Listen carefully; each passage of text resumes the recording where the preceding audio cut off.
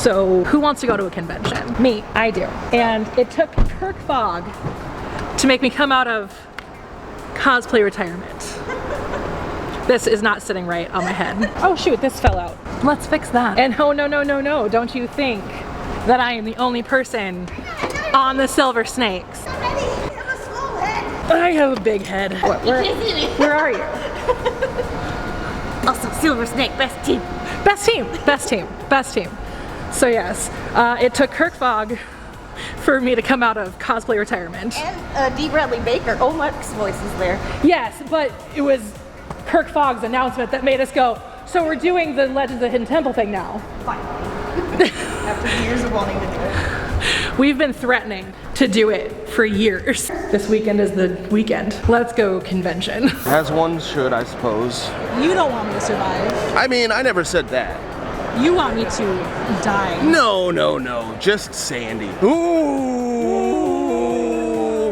Remind me to tell you later about the cheese rant I went on with Sandy.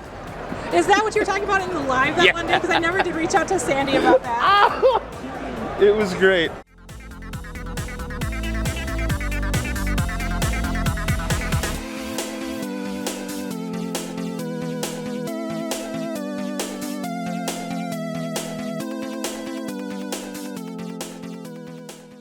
And just like that, it's a week and a half later. So that's literally all I filmed. So let's go ahead and talk about it. Let's go day by day. So Friday, I had to still work because it is the busiest time at my job right now. I mean, my busiest time is done, but it's the busiest time at my job, so I can't take time off. We have a blackout period right now. So I could not take Friday off. So I had to go to Minneapolis later in the day. I really didn't do much. I just kind of did a little sweep around vendor hall and around the guest area just to kind of familiarize myself with everything. The only thing that I really did do was I said hi to Brad. We did not take our picture until Sunday, but if you don't know, I have known Brad Swaile for many years. He and I used to go to the same convention out in Detroit every year. He was just invited every year for quite a few years, and I went from like 2009 to 2015 to Youmacon out in Detroit. 2009 was actually in Dearborn, not technically Detroit. I stopped going after 2015, and only just because the travel just got to be too much every single year, and I wanted to do other travel conventions. Like I wanted to travel to other conventions, which ended up not happening. So really that's all I did on Friday. I was there for a couple of hours and then I headed home. Saturday was the big day for me. Saturday was where I got all of my clips. That's not true. Walking around the vendor hall, that was actually Sunday morning. I do take that back. I did film that on Sunday. So Nikki and I have talked for years about cosplaying Silver Snakes from Legends of the Hidden Temple. We are notoriously 90s kids. And we were obsessed with Legends of the Hidden Temple, and the Silver Snakes is just the best team. I mean, statistically, they won most of the time. The most winning team, Silver Snakes. We had talked about it for years, doing a cosplay of Silver Snakes. I actually stopped cosplaying like 10 years ago, and I really had no desire in going back into that realm. And then Kirk Fogg was announced as a guest at this convention. If you don't know who Kirk Fogg is, he is the host, or was the host, of Legends of the Hidden Temple. The second he was announced, I immediately texted Nikki and was like, so we're doing Silver Snakes this year, finally? And she said yes. Now granted, obviously Silver Snakes is not an immaculate cosplay. It was literally store-bought, like everything I got was store-bought. That was the day we decided to cosplay and set up the photo op with Kirk Fogg. Then Marc Summers was announced, and that got me even more excited because I also loved What Would You Do back in the 90s, and I loved Double Dare. And then D. Bradley Baker was announced, who was the voice of Olmec from Legends of the Hidden Temple. Needless to say, I was in 90s kid heaven, because now that I've met all of the like original cast of Power Rangers that are still alive, I now am like, I need a new like convention project of sorts. And now my brain's going, why not 90s Nickelodeon game show host? Which means Fillmore, watch out, because that was another game show I really wanted to be on. Legends of the Hidden Temple, What Would You Do, Double Dare, Nick Arcade, and Guts were my thing. Granted, I did attend a different game show at Nickelodeon, a very short-lived game show. We tried to get, and I told this to Marc Summers, we tried to get into What Would You Do when I was a kid, but the next available like taping that wasn't completely sold out was like 3 hours later, and my parents weren't gonna be like, all right, we'll stick around for 3 hours with 2 young kids. And I mean, at the time we were probably going more frequently than most families to Orlando, Florida, but at the same time, like, it was still a vacation and still like not something that we're just gonna sit around at a TV station and wait. We ended up getting into a different game show where I did in fact get slimed. So yes, I was slimed at Nickelodeon Studios in Orlando, Florida. Like, they were going to a commercial break or coming back. I think they were going to a commercial break because they were setting up the next event. They panned across the kids and I just happened to be sitting in the seat that they were walking by with a pool where there was still slime in it, and they just poured it on my head, and then the next person came by and just dropped a towel on my head after the camera cut. So yeah, I was slimed. Maybe not as much as you would like to have been slimed at Nickelodeon, but I was slimed. There was slime on my head, and that is one of my favorite flexes. So we had a photo op with Kirk Fogg and D. Bradley Baker, and that was so much fun. So the very first thing I actually did on Saturday was go and meet Marc Summers, because that was just, again, he didn't have a great line at the time. It was pretty early in the morning. He was there. I was like, we may as well do this while we're waiting for our photo op. Then we did our photo op with, like I said, Kirk Fogg and D. Bradley Baker, which was so much fun. We walked in there and Kirk Fogg's like, my silver snakes, and I was between Kirk and D. Bradley Baker continued to speak in Olmec's voice with me, and you guys, I don't get fangirly very often anymore because I worked in guest relations for so long that it's really hard for me to really get fangirly. I don't usually get fangirly anymore, but I'll tell you what, I was absolutely fangirling. Photo ops are hard though because you don't get to have a real conversation with them. It's very like in and out. Like, you go in, you pose, you maybe say a couple of things here and there with each other, and then you're out. And you know, because they had got to keep that line moving.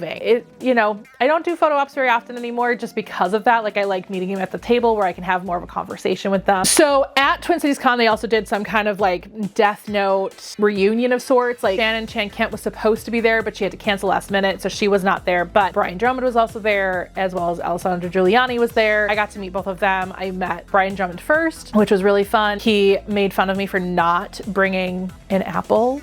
As a matter of fact, the clip of Zilla is actually right after I met Brian Drummond, because that was when Zilla was hanging out with us. So, because he was there with us at that moment. It was very fun to finally meet Brian Drummond. I've been a fan of Brian Drummond for a very long time. Like, I'm old enough to remember the original dub of Dragon Ball Z where Brian Drummond played Vegeta. So, like, I've been a fan of Brian Drummond for a very, very long time. And then Alessandro Giuliani was really fun to meet as well. Not only just because he played L, but because he was also in Beast Machines, which, I mean, I know everybody who loves Transformers, especially Beast Wars, really doesn't like Beast Machines. I actually don't mind it. I think it's actually kind of an interesting little ride. He was in Beast Machines, and he was also in Smallville as a recurring character towards the end. And I'm rewatching Smallville right now. We're not to his episodes yet, but I totally forgot he was in it because I remember for some reason I Googled something and that recently-ish, and I was reminded of that. I was like, holy crap. And then I forgot to bring my Blu-ray set of Smallville to have him sign. We did talk about Smallville just a little bit, which was really fun when I got to meet him. And so yeah, that was a good time. Like I said, I like meeting them at the table because you can have like a conversation with them real quick, and it's really nice. Then I got to meet Eric Stuart, which was really fun. Nikki had actually met Eric Stuart and Dan Green at a convention previously and had gotten the autographs already, so I didn't pay for autographs, but I did want to get pictures with them. So it was really fun. It was really great to talk to Eric Stuart. I've been a fan of his music for a very long time, a fan of him for a very long time, so it was really fun. Then I met Dan Green, which was, again, fantastic. One of the questions he asked me was what my favorite character was that he's played, and you know, he usually expects Knuckles or Yami or Yugi or, you know, characters like that, where I'm like, actually, you're gonna be kind of surprised. I waffle between Demon Ice Kyo, and he looks at me like, oh, okay, like you're digging old school stuff. And then I go, and hold on to your seat because this is gonna come out of nowhere. Then he looks at me again, and I go, Nabuka. And he just got so excited that somebody mentioned Now and Then Here and There. And if you've been around on my channel long enough, you know I love Now and Then Here and There. It is one of my favorite shows when it comes to anime. I don't talk about anime much anymore. I still love Now and Then Here and There. It is still one of my favorites. And so he just started going off on some stuff about Now and Then Here and There, and it was such a wonderful conversation. It was kind of like when I met Michael Sinter Nicholas a gajillion years ago. I think this was like 2009, 2010 at Youmacon, where I said that I really liked Kaku Renbo. and he played not only the main character, I believe, in Kaku Renbo, but he was also the director of it. And he started going off on really interesting concepts about Kaku Renbo. And if you're not familiar with that, it's a Japanese anime horror film. It's only like 28 minutes. I used to watch it every Halloween. It's super creepy.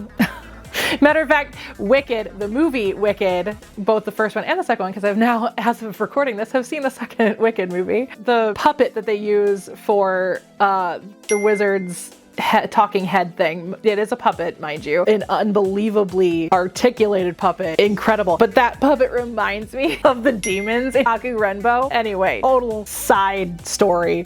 But yeah, so it was really fun to talk about Now and Then Here and There with him, because I don't get to talk about Now and Then Here and There very often because nobody's ever seen it. So it was really fun to sit there and talk with somebody who not only has seen it, because he has seen it. That was one of the things he talked about with me. He's like, I wanted to actually sit down and watch it before I recorded for it. So I got permission to do that. I got the stuff to do that, and I sat down and I watched it. The reason I didn't film much was because Saturday being the big day, I was actually with somebody who's not super used to my like vlogging life. So I felt a little awkward pulling out my camera. And so I didn't very often, unfortunately, but only around the people obviously that I felt comfortable with. So that's why I didn't record much. And then Sunday I planned on recording more, but I was by myself, and it's just kind of weird to like vlog by myself at a convention. So again, it just turned into, I didn't film much. Sunday rolled around. Nikki didn't want to come back to the convention that day. She got everything done she needed to on Friday and Saturday. And I did run into my friend Andy, and I did not run into Zilla. I don't remember if Zilla was actually there on Sunday. And then my friend that I hung out with on Saturday that's not super used to my vlogging life, she only came on Saturday.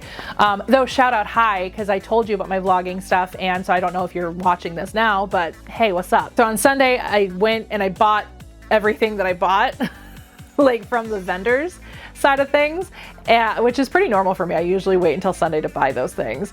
But yeah, so I bought all the vendor things, and then I went and saw Brad, and we finally took our picture. We got caught up a little bit. It was really fun, and I just had a good time. I mean, this was a really fun convention. I have gone back and forth on how I feel about Twin Cities Con. I have gone from I love this convention to I hate this convention over the years, because I've been going since 2021 now. But here's the thing. Last year, I had such a crappy time. I was very considering not coming back this year. The only reason I did was because there were genuinely people that were coming that I really, really wanted to meet.